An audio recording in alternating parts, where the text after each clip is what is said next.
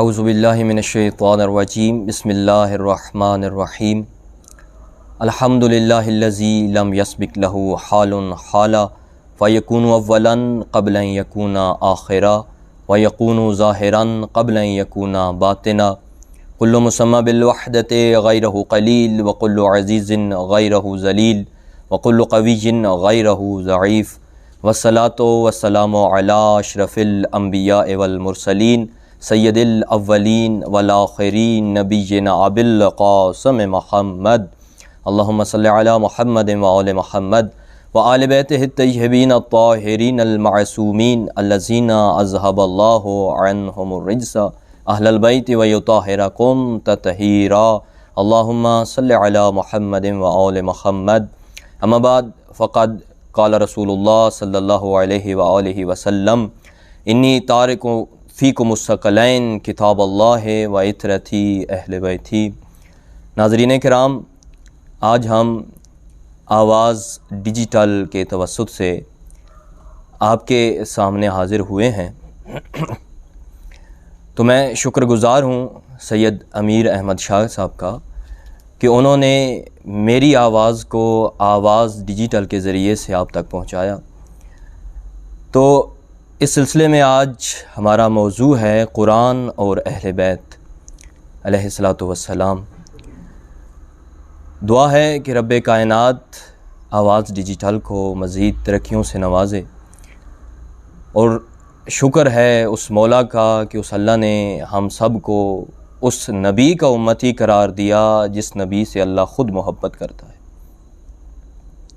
اور ہم اس نبی کی امتی ہیں کہ جس نبی کے امتی ہونے کے لیے خود نبی خواہش کرتے تھے، انبیاء کرام خواہش کرتے تھے کہ کاش ہم رسول خدا کے حضرت محمد مصطفیٰ صلی اللہ علیہ وآلہ وسلم کے امتی ہوتے۔ ایک دفعہ جب اللہ تعالیٰ نے حضرت موسیٰ کو تورات کی تختیاں عطا کی تو حضرت موسیٰ تورات کی تختیاں لے کے گھر آئے، اور گھر آ کے جب مطالعہ کیا تو پھر واپس کوہ طور پہ گئے اور اللہ سے ہم کلام ہوئے، اور کہتے ہیں کہ پالنے والے، میں نے تیرے تورات کی تختیوں میں پڑھا ہے ایک عجیب امت کے حالات زندگی۔ مالک اتنی عجیب امت ہے جو فقط نیکی کا ارادہ کرتی ہے تو نیکی لکھ لی جاتی ہے، ابھی کی نہیں، فقط نیکی کا ارادہ کیا ہے، نیکی لکھ لی جاتی ہے، اور جب پھر نیکی کا ارادہ کرنے کے بعد نیکی کرتی ہے تو ایک کے بدلے میں 10 لکھی جاتی ہیں۔ مالک اللہ وہ امت میری امت بنا دے۔ ارشاد پروردگار ہوا نا موسیٰ ہی امت احمد، وہ امت تو میرے احمد کی امت ہے، وہ امت تو میرے حبیب کی امت ہے۔ اچھا پالنے والے، میں نے ایک اور امت کے حالات زندگی پڑھے۔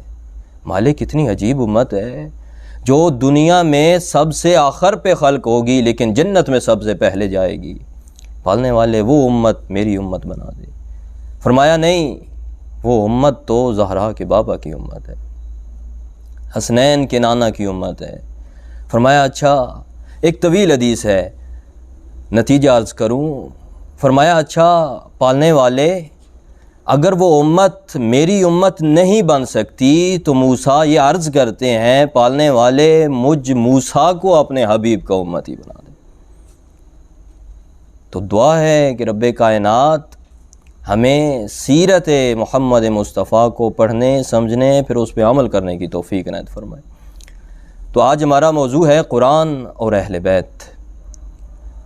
ویسے بھی ماہ مبارک رمضان ہے، تو فرمایا کہ یہ رمضان قرآن کی بہار کا مہینہ ہے۔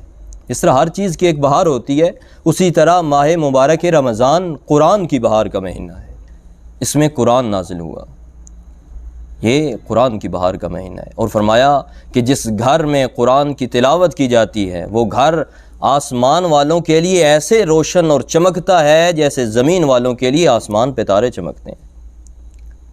یہ قرآن کی بہار کا مہینہ ہے، اور اس ماہ مبارک رمضان میں اگر ایک آیا کی تلاوت کی جائے وہ ایسے ہی ہے جیسے باقی مہینوں میں آپ پورا قرآن ختم کرتے۔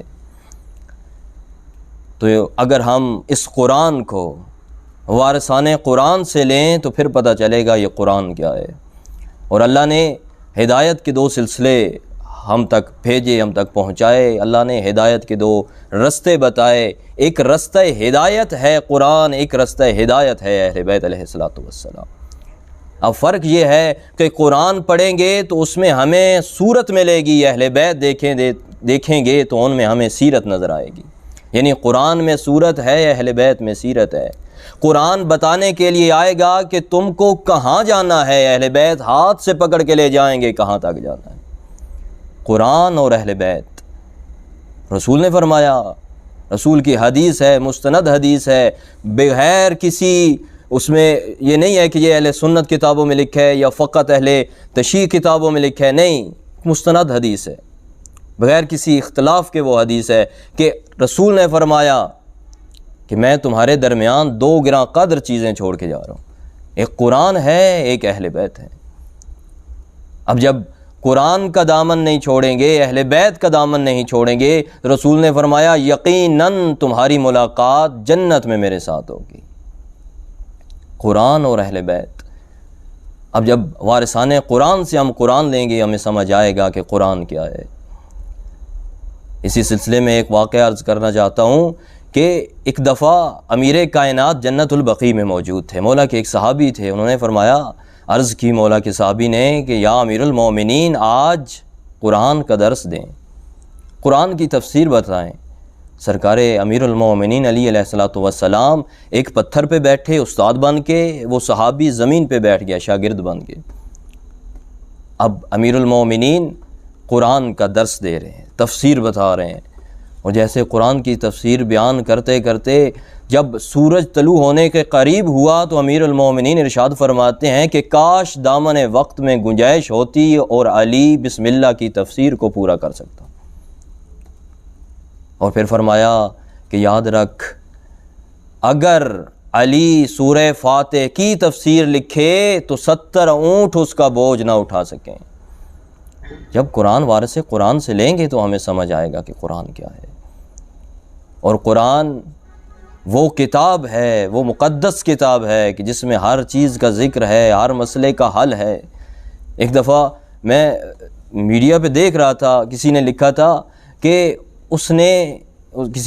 کہ اسے پنکھا ہی کیوں نظر آیا، گھر میں قرآن بھی تو رکھا تھا۔ میں سوچ میں پڑ گیا، میں نے کہا یہ کیا ہے کہ اس کو پنکھا ہی کیوں نظر آیا، گھر میں قرآن بھی تو رکھا تھا۔ ساتھ ایک صاحب بیٹھے تھے، میں نے ان سے پوچھا کہ یہ اس کا کیا مطلب ہے کہ اسے پنکھا ہی کیوں نظر آیا، گھر میں قرآن بھی تو رکھا تھا۔ تو انہوں نے کہا کہ اس کا میرے حساب سے یہ مطلب ہوگا کہ سال میں ایک مرتبہ ہم پنکھے کی بھی صفائی کرتے ہیں لیکن قرآن کی صفائی نہیں کرتے، جہاں پہ رکھا وہاں پہ رکھا۔ میں نے کہا نہیں، میں مطمئن نہیں ہوا۔ جس نے پھر وہ لکھا تھا، میں نے خود اس سے پوچھا کہ اس کا مطلب کیا ہے۔ اس نے بتایا کہ اس کا مطلب یہ ہے کہ اس نے زندگی سے تنگ آ کے پنکھے کے ساتھ لٹک کے خودکشی کر لی۔ اسے پنکھا کیوں نظر آیا؟ گھر میں اگر قرآن رکھا تھا تو قرآن کھول کے قرآن مجید کی تلاوت کر کے اپنی زندگی کو بہتر بھی تو بنا سکتا تھا۔ خدا نے ایک زندگی کو چلانے کا طریقہ بتایا ہے، زندگی گزارنے کا طریقہ بتایا ہے، رہنے کا سلیقہ بتایا ہے، تو وہ قرآن کھول کے اس نے کیوں نہیں دیکھا کہ خدا میرے ساتھ کیا کہہ رہا ہے، خدا مجھے کیا کہنا چاہتا ہے؟ تو آپ تمام سے میری ریکویسٹ ہے کہ قرآن مجید جیسی مقدس کتاب جو آپ کے گھر میں موجود ہے اس کی تلاوت کریں، ترجمہ پڑھیں۔ فقط اب یہ دیکھیں، قرآن کی تلاوت کرنا ثواب ہے، لیکن یہ مقصد قرآن نہیں ہے۔ قرآن بھیجنے کا مقصد یہ ہے کہ اپنی زندگی کو سنوارا جائے، قرآن کی تعلیمات پہ عمل کر کے۔ ثواب ہے، قرآن کی ایک آیت کا تلاوت اگر کی جائے تو اس کا ثواب ہے، ایک حرف پڑھا جائے تو اس کا ثواب ہے، لیکن ثواب سے ہٹ کے اگر ہم اپنی زندگی کو بہتر بنانا چاہتے ہیں تو ہمیں قرآن کا ترجمہ پڑھنا چاہیے، ہمیں عمل کرنا چاہیے کہ خدا ہمیں کیا کہہ رہا ہے، ہمیں سیرت معصومین کو پڑھنا چاہیے، پھر اس پہ عمل کرنا چاہیے۔ اب دیکھیں، اسی سیرت معصومین علیہ الصلوۃ والسلام سے بات ذہن میں آ گئی کہ امیر حسن، سرکار امام حسن بادشاہ مدینہ کی ایک گلی سے گزر رہے تھے۔ بتانا چاہتا ہوں کہ سیرت معصوم کیا ہے، سیرت اہل بیت کیا ہے۔ گلی سے گزر رہے تھے تو سامنے سے ایک بندہ آ گیا، ایک شخص آ گیا، اس نے امام کی شان میں گستاخانہ الفاظ کہے۔ جب اس نے وہ بکواسات کیے تو امام خاموشی سے سنتے رہے۔ جب وہ تھک چکا پھر اب معصوم بولتے ہیں، معصوم فرماتے ہیں تم مسافر لگتے ہو، سواری نہیں ہے تو سواری کا بندوبست کروں، تم پیاسے ہو پانی پلاؤں، اگر بھوک ہے تو کھانے کا بندوبست کروں۔ فوراً قدموں پہ گر پڑا اور رو کے کہتا ہے مولا میں نے آپ کے ساتھ کیا کیا اور آپ نے میرے ساتھ کیا کیا؟ اب معصوم فرماتے ہیں اداس نہ ہو، پریشان نہ ہو، گھبرا نہیں، تو نے میرے ساتھ وہ کیا جو تیرے آباء و اجداد کی سیرت تھی، میں نے تیرے ساتھ وہ کیا جو میرے آباء و اجداد کی سیرت۔ یہ سیرت معصومین ہے۔ سیرت معصومین فقط پڑھنے اور سنانے کے لیے نہیں ہے، عمل کرنے کے لیے۔ تو دعا ہے کہ رب پروردگار ہمیں قرآن پڑھنے کی، سیرت معصومین علیہ السلام پڑھنے کی، پھر اس پہ عمل کرنے کی توفیق عنایت فرمائے۔ اور بعد میں دعا گو ہوں آواز ڈیجیٹل والوں کے لیے کہ مالک کائنات ان کی جو پریشانیاں ہیں ان کو حل فرمائیں، اس چینل کو مزید ترقیوں سے نوازیں، اور بالخصوص سید امیر احمد شاہ صاحب مالک کائنات ان کی زندگی دراز فرمائیں اور ان کے رزق عزت اور بخت میں اضافہ فرمائیں۔ اور بالخصوص آخری دعا ہمارے وارث حقیقی امام زمانہ بادشاہ کے مقدس ظہور میں مالک تعجیل فرمائے۔ وما علینا الا البلاغ المبین۔